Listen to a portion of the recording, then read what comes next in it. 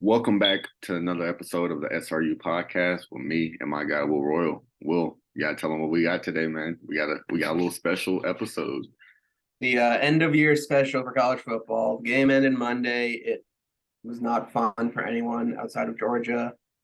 Um, but it's award season. So we came up with about 10 or so awards. We're going to break them down, ranging from best player to the big game boomer presents the cold take of the year. You'll see some of them when we get to it.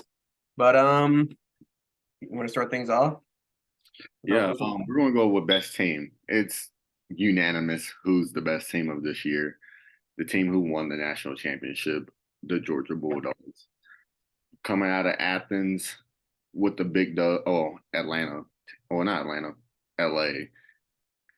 But Georgia had an undefeated record. What was it, 14-0? 15-0? 15-0, yeah.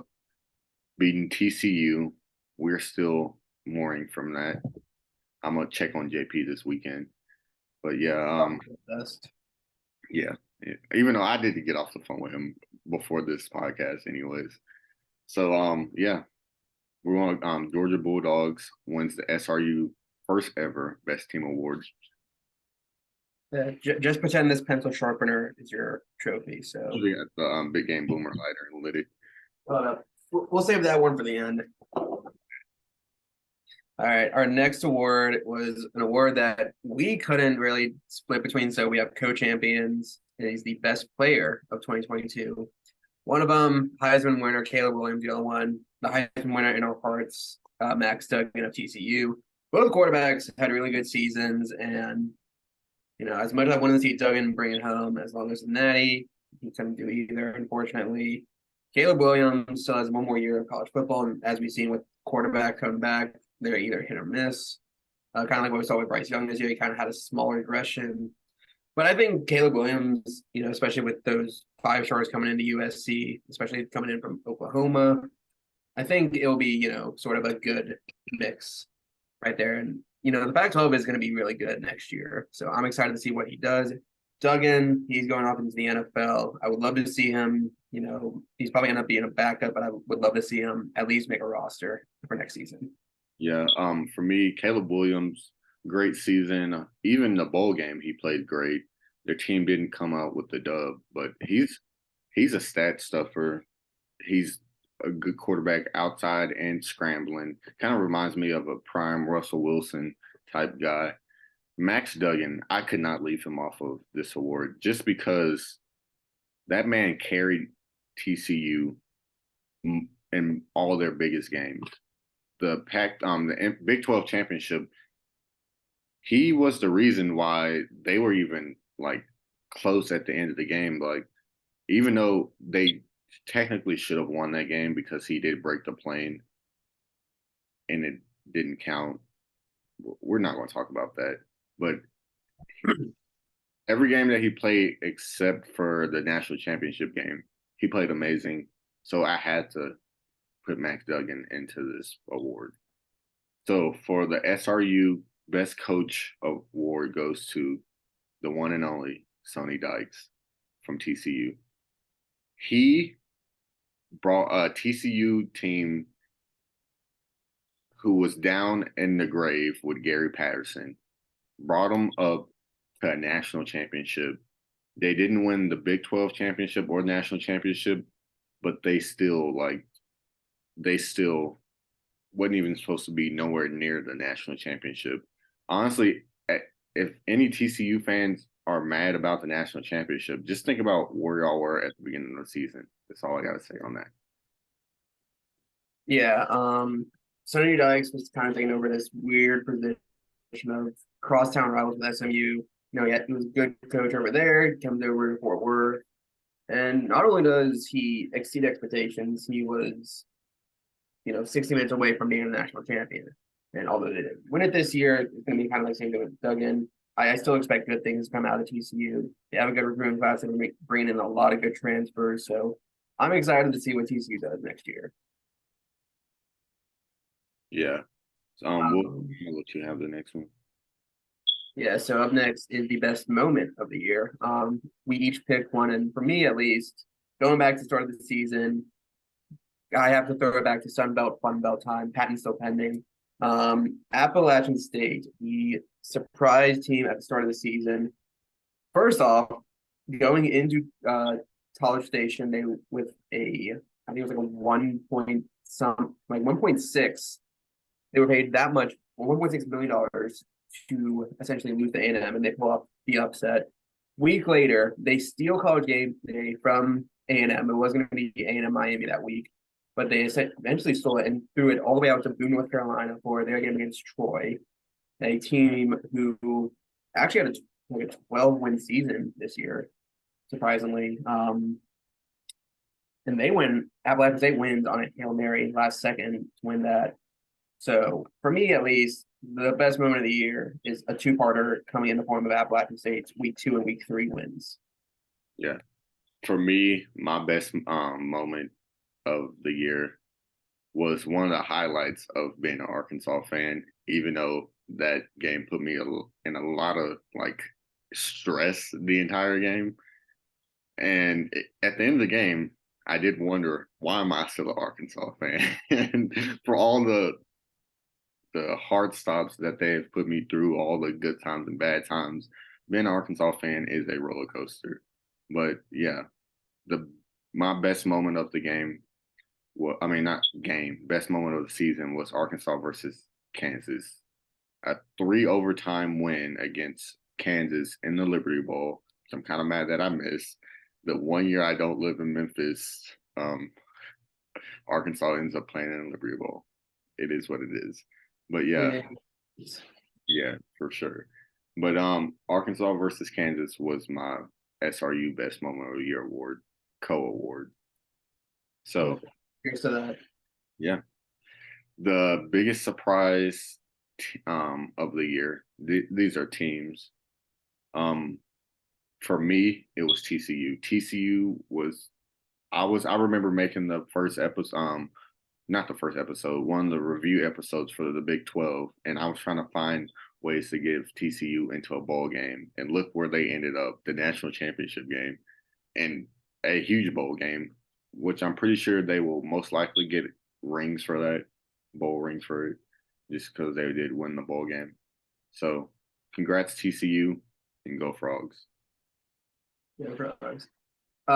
This was another co-champion in this one, and I'm not going too far from you. I'm staying in the same conference, and that is the Kansas Jayhawks, a team that has essentially been trashed for years when it comes to football. One of my best friends goes up there, and he probably saw maybe 4 or 5 wins total in his entire time up in Lawrence. And they started off the season 5-0. They did kind of implode at the end. They did finish 6-6. They still made a bowl game, and like you mentioned in the last award, lost in triple overtime to Arkansas. But nonetheless, it's good to see Kansas in kind of in a good position right now, kind of being that two-sport team that we're kind of seeing with Alabama. We'll kind of talk about that after the awards. I know you're excited to talk about that game. But anyways, I'm excited to see what Lance Leipold is doing for Kansas, and Jalen Daniels coming back. I think he's coming back next year after missing out a season with injury. But that's my surprise team of the year, Kansas. Yeah. So, well, next one. Yeah, we go from the surprise to the disappointment. And we picked out a team and a player that had really good expectations going into the season, but they just couldn't perform. The team is pretty obvious on who it is if you watch our show, and that is, of course, Texas A&M.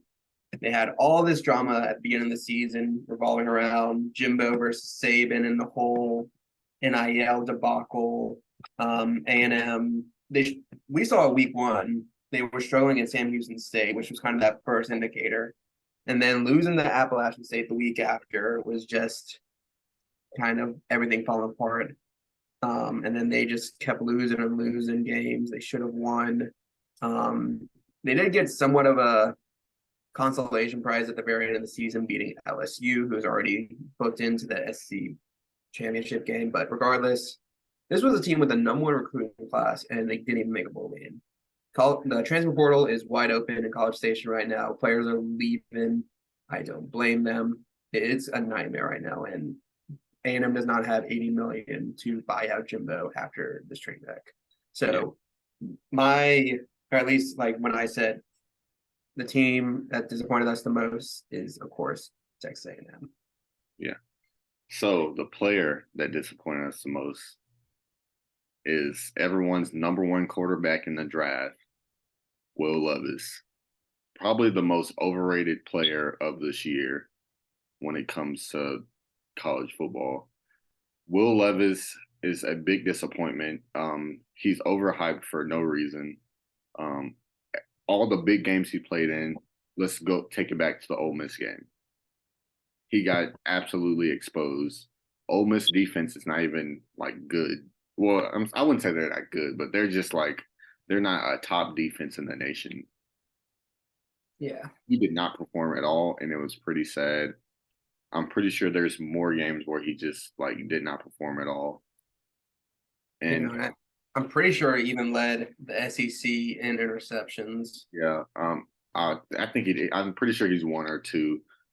Will Levis is a huge disappointment and a huge hype recruit or hype, whatever you want to say, prospect coming into the draft. And honestly, whoever team picks him in the first round deserves to have a terrible career with him because he's not that good. Please, for the love of God, don't let it be Houston. I know it's going to be y'all too. I just feel it in my bones, Will. Please go to Vegas. That's all I'm saying. Well, apparently we're going to take a little break from this for a second. From what I heard, Vegas is 100% on bringing Tom Brady in. But if Vegas picks Will Levis and gets Tom Brady, that might actually be a bright thing for Will Levis. He'll get to learn behind the GOAT himself and maybe revive his career. I wouldn't say revive it, like help his career in some type of way. Kind of like how Aaron Rodgers sat behind Brett Favre, Yeah. that sort of thing. So let's Uh, go to our next award, the SRU Newcomer of the Year award. We have a co. Oh, actually, no, we just only, have one. yeah, we only have one for this one. So the SRU Newcomer of the Year award goes to Drake May. A huge surprise. First team all first team AP all freshman team. Will Levis has a bright future. I mean, not Will Levis. Oh my God. Drake May has a bright future in college football. Um, even though UNC wasn't really talked about until like the end of the year, and Drake May didn't really get all the spotlight until the end of the year. For what we've seen, he has potential to be a really good QB. He has what most likely. I'm pretty sure this was his redshirt year because he was behind Sam Howell. So Yeah. he has one more year of eligibility before he's able to enter his name into the draft. And if he plays like everyone's hyping him up to be, he could be first round pick and maybe even the number one quarterback taken, depending on him and Caleb Williams' situation. So the SRU Newcomer of the Year award is Drake May. Yeah, like you said, he sat behind Sam Howell. We didn't really know much about him. We didn't know if he was even going to be the starter under Mac Brown this year. If we go all the way back to August, and he took a North Carolina team to the AC championship. Let's not forget about that. And they did kind of, tank that, and then they barely lost out to Oregon in the Holiday Bowl. But I still think Drake May is going to be a top quarterback next year. It's going to be like everyone's saying, him or Caleb Williams are going to be, the 1-2 punch in terms of quarterbacks, possibly number one picks in next year's draft. So we'll see. Yeah. Well, this is the award that you're We're excited. we're gonna save that one for the end. We're gonna skip over to these aren't necessarily one awards. It's a two-part. It's multiple players slash teams winning them, and this is the Brightest Future Awards. Starting off with player, we each kind of like came up with a list of players. We couldn't really pick one. At least what I wrote down was Joe Milton, quarterback of Tennessee. I didn't think Tennessee had it in them to beat Clemson in the Orange Bowl, and that's why I picked Clemson to win. But Joe Milton proved me wrong, and he balled out in that game. And so I think, yes, Tennessee does have a 5-star quarterback coming in next year. I still cannot pronounce his name to save my life. But Joe Milton, the transfer in from Michigan, he's gonna be starting next year, I think, under Josh Heupel, and it kind of scares me to say that because obviously they play Alabama and all that, but I think if he balls out against Georgia like he did with Clemson, they may have a chance of winning the SC East. That is my first bold take of 2023. Hey, we had that take earlier in the seasons. Well, let's Yeah. not. No, well, I don't even know who's the backup for Georgia, or is Georgia even bringing in a quarterback that we know of? What is JT Daniels, but he's at Rice now. Yeah, After transferring out of West Virginia. yeah, that's actually his rise to fame was not the Short. best, I guess. Him and Gadon Slovis, I will say that because I think Gadon transferred out of Pitt as well. Yeah, he did. Where's he at now? Yeah, I think he went to a bigger school. I don't know. I know he went to Pitt because his girlfriend played soccer there, so that's why he transferred. But I have no idea where he's at. Hold on, I'm looking this up. He's now at BYU. That's Yeah, why. I can see that. I did see that. All right then. Hey, BYU has a history of great quarterbacks, apparently. I don't think we can count Zach Wilson anymore. Well, no, Jim McMahon. Jim McMahon, Steve Young. But Joe Milton, my take on Joe Milton, he was the starter 2 years ago, lost his job to Hendon Hooker. He looks like he might get that job back this year, depending on how the freshman plays and how spring football is and how fall camp is. But one of my picks for this is Travis Hunter, a guy who was the number one not consensus, but number one on a lot of people's ranking coming in last year, flipping from Florida State to Jackson State, and now transferring to Colorado. Travis Hunter, who didn't play half of the year because of a leg injury, he had surgery in his ankle or something like that, started played on both sides of the ball. One game he had a touchdown from a pick six and a touchdown on offense. Showed great potential at Jackson State, and I feel like he will have a bright future when it comes to his college football career in Colorado with Deion Sanders. Yeah. Yeah, I agree. Coming in, we didn't really think much of Travis Hunter just because he was going up to a smaller school as opposed to a Power Five school. Like he was committed to Florida State, now he's at Jackson State. Now he's following Deion up to Colorado. So I'm excited to see what he can do at the bigger level, especially week 1 against TCU. That's going to be a fun game to watch.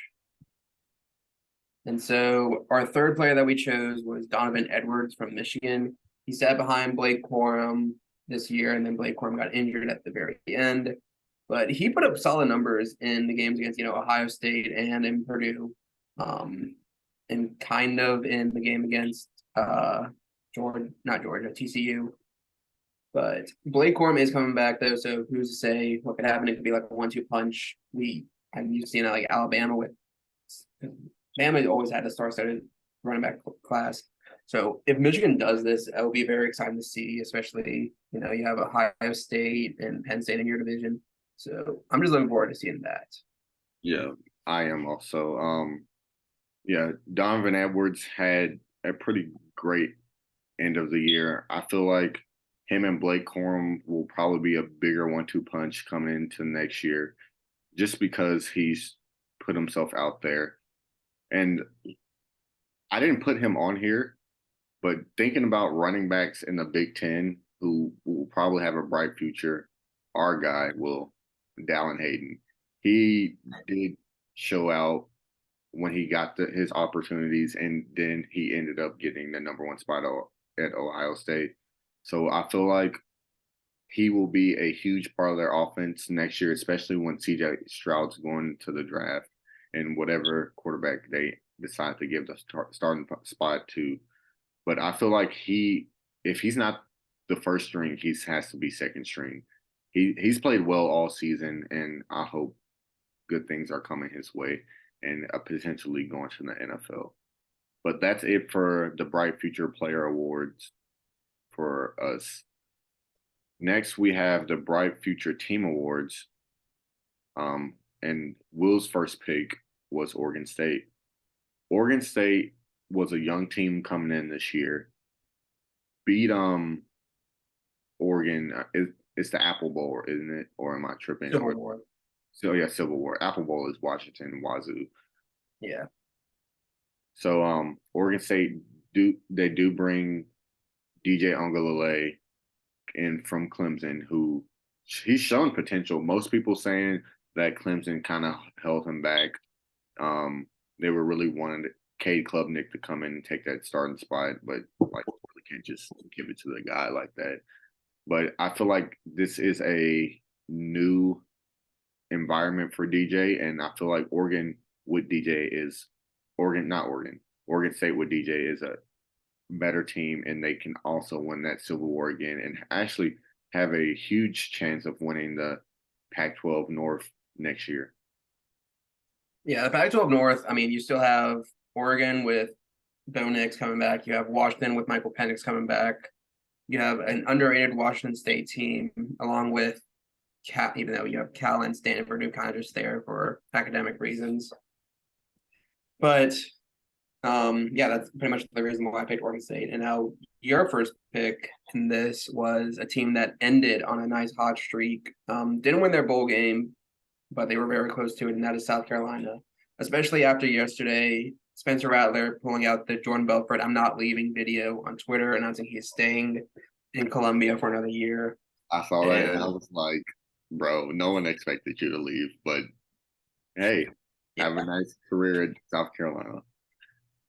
No, and like South Carolina, I think is like the third is going to be that third place team behind Tennessee and Georgia in the SC East.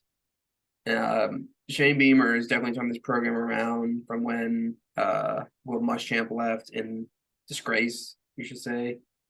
Or even if was there a coach in between them, or am I tripping? No, it was Will Muschamp who was the last coach. Yeah, and now Will Muschamp won another championship at Georgia as their DC.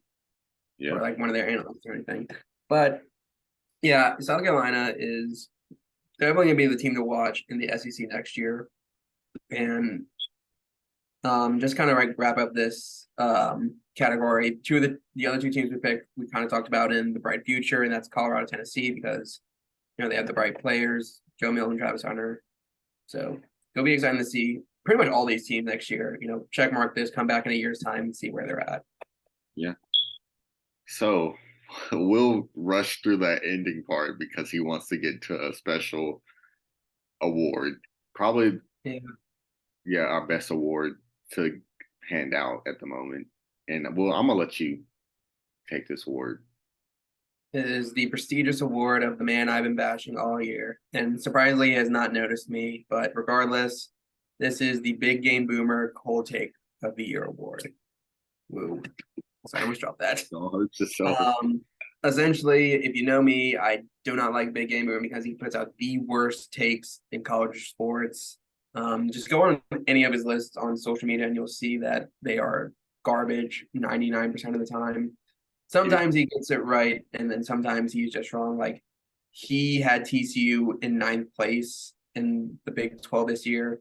So I think that's kind of like part of it. I definitely send you a list of like, he's wrong, use this as fuel. Let me find this tweet that he had last night about college basketball. He's already starting on a good note over there, Will. Oh, boy. Here, let me find it. But yeah, you can start the first award.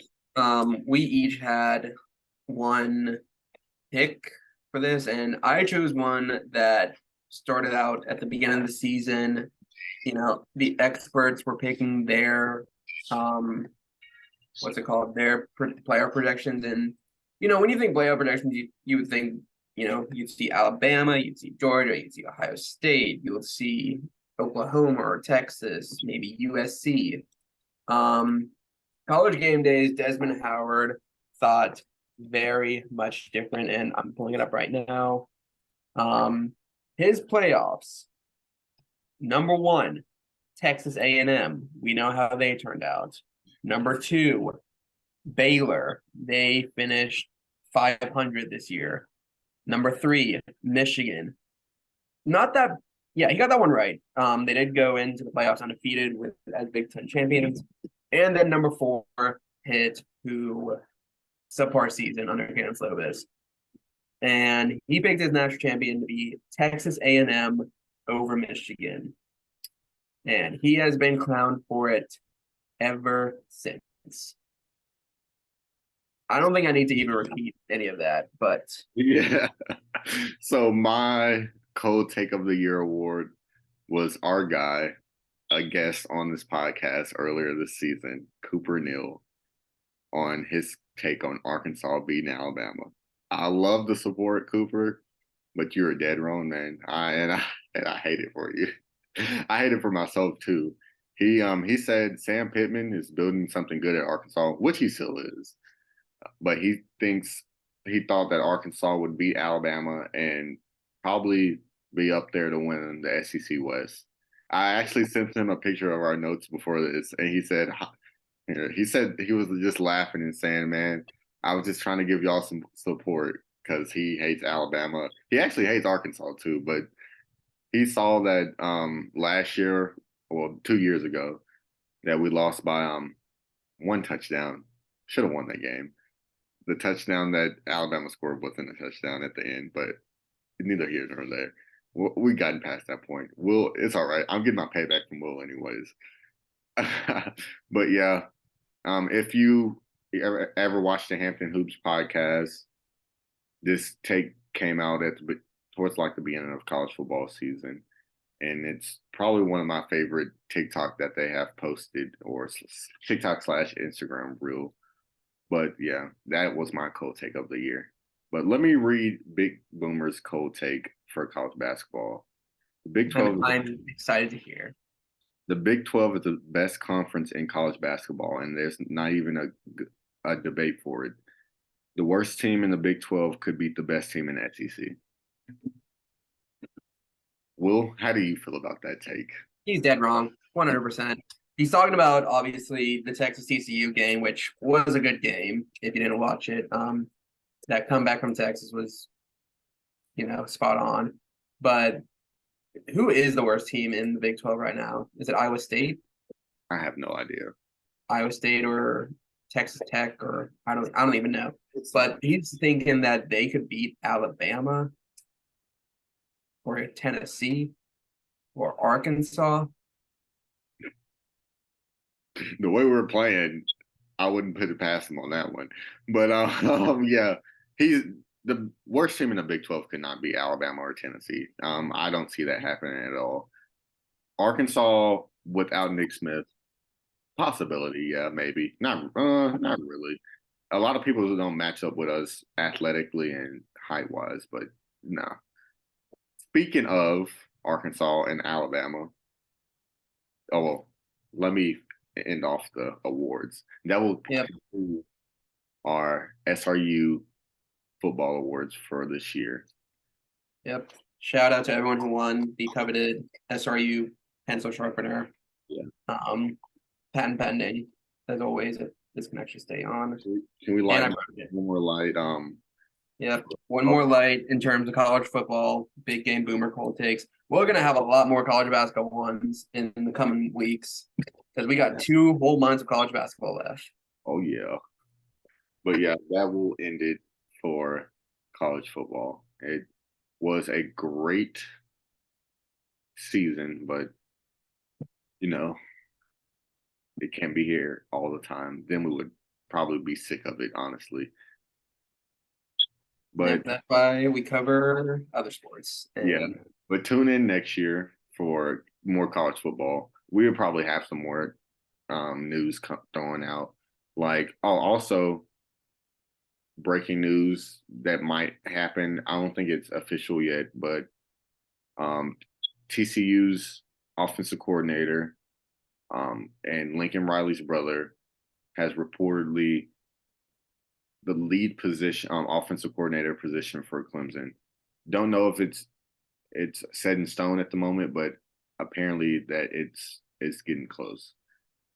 Yeah, I did read that earlier. I wanted him at Bama because we're not keeping Bill O'Brien, thank God. Um, but because it was, I did see that he is stepping down. I forgot his name already, but he's stepping down. Clemson needs it. They have the money to throw at him, probably like 4 or 5 million a year at him. Yeah, they They are did, known for paying their assistant coaches. they did make Brent Venables before he took the Oklahoma job the highest paid assistant in college football. Yeah. So I wouldn't be surprised if they did the same for Garrett Riley. Before we move to basketball, I do want to end on a note that we usually end our episodes on, and that is Sean Tucker tweets. I thought he would have one for their bowl game, but turns out he didn't because before their bowl game, he announced he was going to the NFL draft. So he said, pleased to announce, and then his lengthy, like to thank God, my family. Without further ado, I'd like to announce I am entering 2023 NFL draft. So we wish him and obviously everyone else the best of luck in April's draft. And hopefully he ends up on a good team. So we can get more Sean Tucker tweets. Absolutely. Yeah. So what Will's been waiting to talk about, man. Well, honestly, you and I talked about this last night after it happened. Literally, I don't think the clock even struck zero yet before Will called me. But hey, at least I pick up. If that would have happened to Will, he wouldn't even talk to me until today. No, that's not true. I probably would have. All right, Will. All right. All right. Whatever. Yeah. I'm not that much. I don't take Bama basketball losses as much as I badly as I take Bama loss. It's because their history is not as good as their football history. And we can also afford to lose I games. think every Arkansas, just about every sport Arkansas plays, seriously when they lose, especially when, God forbid, I talk about this when our baseball team lost the national championship to Oregon State off of a pop fly to our first baseman who missed it, which is JP's cousin, by the way. I don't know if you know that or not. That's tough. Yeah. So yeah, me and JP talk about this all the time. Every time college baseball comes up, me and him talk about this, and it stabs me in the heart all the time. I'm pretty sure I was most likely on my way to Arkansas, going to one of my little sister volleyball tournaments. This was like what 4 years ago, 4, 5 years ago, or something like that. I think it was 2017. I'm not 100% sure, but I tend to black out on bad moments because you only want to have good moments in your head, guys. Yeah. But we're going to kind of quickly summarize this game between Alabama and Arkansas. Bama traveled up to Fayetteville, and they were the underdogs in this one, a 1.5 point underdog, and they ended up winning by 15. Yeah. And this was a game that our best player, Brandon Miller, kind of underperformed. He only went 3 for 4 in the field goal. He only had 14 points. But the real starter for this was Marcus Sears, transfer from Ohio. Him put up 26 points off of 7 for 16, 10 for 10 straight from the line. But obviously this game was a little different because you didn't, like you said, Nick Smith is out, and he'll probably be back for the rematch in the end of February, just same as like we were going to have Namari Burnett back by that time. But I mean, I really have nothing else to say. Like, obviously, it was a close game in the first half. Second half kind of pulled away for Bama. Okay, second half of the second half. The second half of literally the last 5 minutes, Bama went on a little 45 seconds where they got 3 3-pointers and literally just went away with the game. But let's give props to Arkansas, Devo Davis, who literally shut down Alabama's best player for the first half, which he had 0 points. Didn't score any points until the second half, where he his first points was a put back brick from someone that he just smacked up into the goal. Um, Arkansas's offense is terrible. We don't have any perimeter shooting. All of our points usually come in the paint some type of way, or if we do have any type of mid-range / 3-point shooting, it's a floater in the mid-range or a heat check from Devo from 3-point line, which that's what we're really missing. We're really missing Trevon Brazile, who was able to spread the floor for Arkansas and was a 3-point threat for one of our big men. I want to give props to Jimmy Graham or Jalen Graham, who played really good off the bench, came in and really was scoring most of our points because we couldn't put the dang ball in the basket at all. And I want to also give props to Devo for defensively and offensively stepping up. We can't wait until Nick Smith is back so he can give us some type of outside shooting and open up our offense. But Trevor Brazile being injured is probably one of the biggest blows, and hopefully he comes back next year. But that's all I have on that game. Will? I mean, that's same as me. Like you said, we have a rematch February 25th, I believe, in Tuscaloosa. So fun time to wait. Yeah, fun time. So, Will, you got anything else? We'll be back with college basketball exclusively next week. I'm actually going to be able to watch some of these games now. But that's all I got this week. Yeah. Pleasure as always. Thank y'all guys for watching. Make sure you like, comment, and subscribe down below. Turn on your post notification. See y'all next week. Deuces.